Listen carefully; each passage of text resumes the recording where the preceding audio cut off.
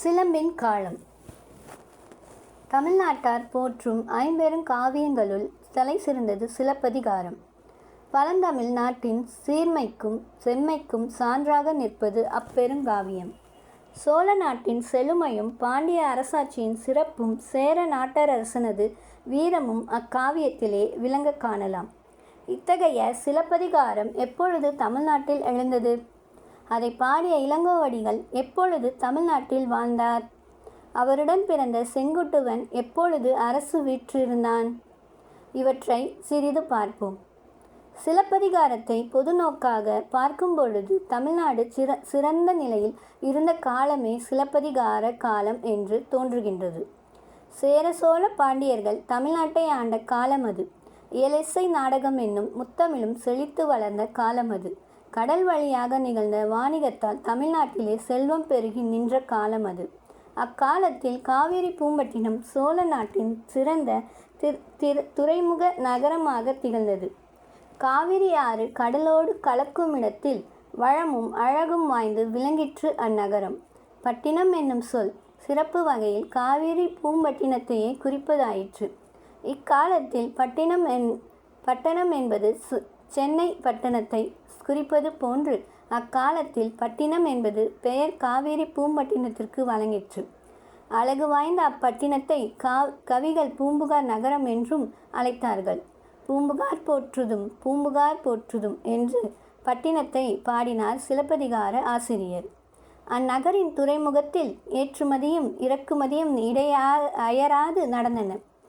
தமிழ்நாட்டாரோடு வாணிகம் செய்து வளம் பெற்ற யவனர் என்ற கிரேக்கர்கள் காவிரி பூம்பட்டினத்தின் கடற்கரையில் விண்ணளவாவிய மாடங்கள் கட்டி குடியிருந்தார்கள். தெய்வ மனமும் அந்நகரிலே கமழ்ந்து கொண்டு இருந்தது. சிவன் கோயில், முருகன் கோயில், பெருமாள் கோயில், வாசவன் கோயில், இன்னும் பல கோயில்கள் அங்கு நின்று அணி செய்தன. இந்திரன் திருநாள் கோலாகலமாக 28 நாள் கொண்டாடப்பட்டது. இங்ஙனம் காவிரி பூம்பட்டினம் பொருள் வளமும் தெய்வ நலமும் பெற்று விளங்கிய காலமே சிலப்பதிகார காலம். அக்காலத்தில் சேர நாட்டை ஆண்டவன் ஒரு சிறந்த மன்னன். செங்குட்டுவன் என்பது அவன் பெயர். கற்பு தெய்வமாகிய கண்ணகி தன் நாட்டில் வந்து விண்ணுலகம் அடைந்தாள் என்று அறிந்த செங்குட்டுவன் அவளுக்கு தன் தலைநகரத்தில் ஒரு கோயில் கட்டினான். இமயமலையில் இருந்து சிலை எடுத்து வந்து கண்ணகியின் திருவுருவம் செய்து அக்கோயிலில் நிறுவினான். அத்திருவிழாவை காண அயல்நாட்டு அரசர் சிலரை அழைத்திருந்தான். அருஞ்சிறை நீங்கிய ஆரிய மன்னரும், பெருஞ்சிறை கோட்டம் பிரிந்த மன்னரும், குடக கொங்கரும், மாழுவ வேந்தனும், கடல் சோழ் இலங்கை கயவாகு வேந்தனும் அங்கு வந்திருந்தார்கள் என்று சிலப்பதிகாரம் கூறுகின்றது. இக்காட்சிகளை எல்லாம் கண் களிப்ப கண்டார் செங்குட்டுவன் தம்பியாகிய இளங்கோ. அவர் செந்தமிழ் செல்வர். இளவரசருக்குரிய பதவியை உதறி எறிந்து முனிவராயிருந்து தவம் புரிந்தவர்.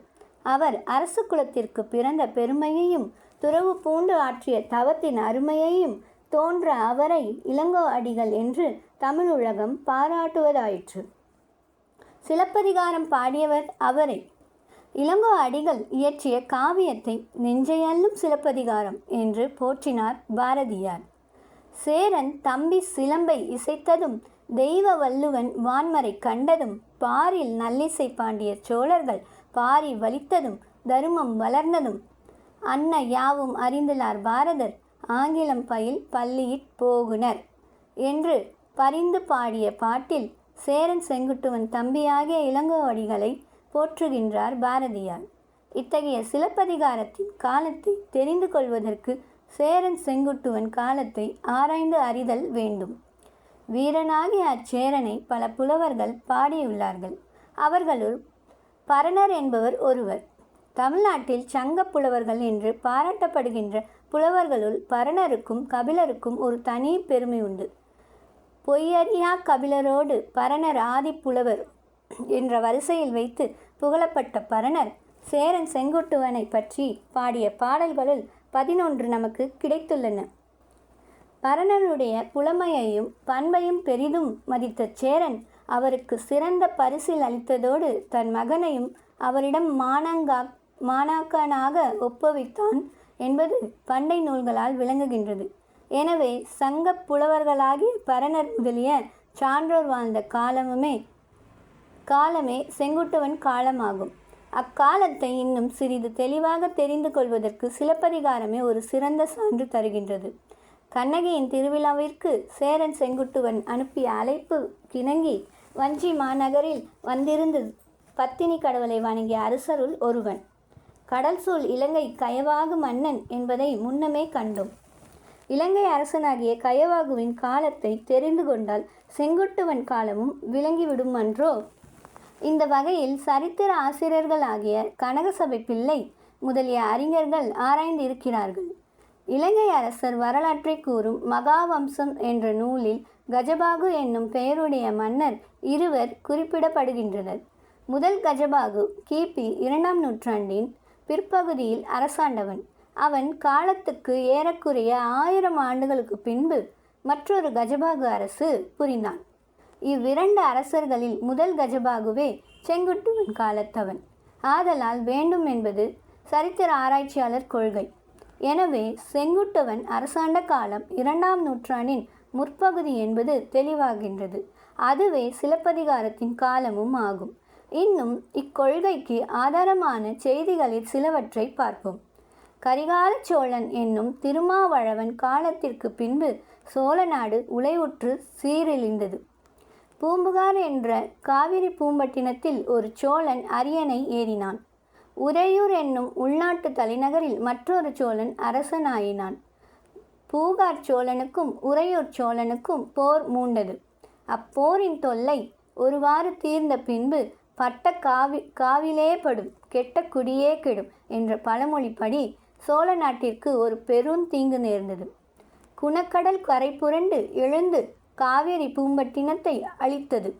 இக்கொடுமை நெடிமுடி கிள்ளி என்னும் சோழ மன்னன் காலத்தில் நிகழ்ந்தது என்று மணிமேகலை கூறும்.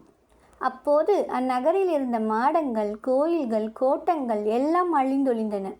மாட மாளிகையை இழந்த மன்னன் அந்நகரில் நின்றும் வெளியேறிய செய்தியை இரக்கத்தோடு கூறுகின்றார் மணிமேகலை ஆசிரியர். விரித்திரை வந்து வியன்நகர் விழுங்க ஒரு தனி போயினன் உலக மன்னவன் என்னும் மணிமேகலை அடிகளில் சோகம் நிறைந்திருக்கிறது. துன்பம் வந்துற்ற போது துணையாவார் யாருமின்றி தன்னந்தனியனாய் அந்நகரில் நின்றும் வெளிப்போந்தான் மன்னன் என்பது அவ்வடிகளின் கருத்து. இவ்வாறு அழிந்ததாக மணிமேகலையில் சொல்லப்படுகின்ற காவிரி பூம்பட்டினம் 7ஆம் நூற்றாண்டில் எழுந்த தேவார பாசுரத்தில் ஒரு சிற்றூராக குறிப்பிடப்படுகின்றது. சிலப்பதிகாரத்திற்கும் தேவாரத்திற்கும் இடைப்பட்ட 500 ஆண்டுகளில் சோழ மன்னர் தம் நிலையில் தாழ்ந்தனர். காஞ்சிபுரத்தை தலைநகராக கொண்டு அரசால தலைப்பட்ட பல்லவர்கள் சோழ நாட்டிலும் ஆணை செலுத்தினர். பழம்பெருமை எல்லாம் இழந்து நின்ற காவிரி பூம்பட்டினத்தில் அன்பு கொண்டு ஒரு பல்லவன் அங்கு சிவாலயம் கட்டினான். அதற்கு பல்லவன் ஈச்சரம் என்று பெயரிட்டான். பல்லவன் கட்டிய ஈசன் கோயில் ஆதலினால் அது பல்லவன் ஈச்சரம் என்று பெயர் பெற்றது. தேவாரம் பாடிய திருஞான சம்பந்தர் காலத்தில் பல்லவன் ஈச்சரம் அருளே காட்சியளித்தது. பட்டினத்துறை பல்லவன் ஈச்சரம் என்று அக்கோவிலை பாடினார் ஞானசம்பந்தர். எனவே காவேரி பூம்பட்டினம் சோழர் ஆட்சியில் சிறப்புற்று விளங்கிய காலமே சிலப்பதிகார காலம். அது பதங்குலைந்து பல்லவர் ஆட்சியில் அமைந்த காலம். தேவாரங்காலம் என்பதும் தெளிவாகுகின்றது.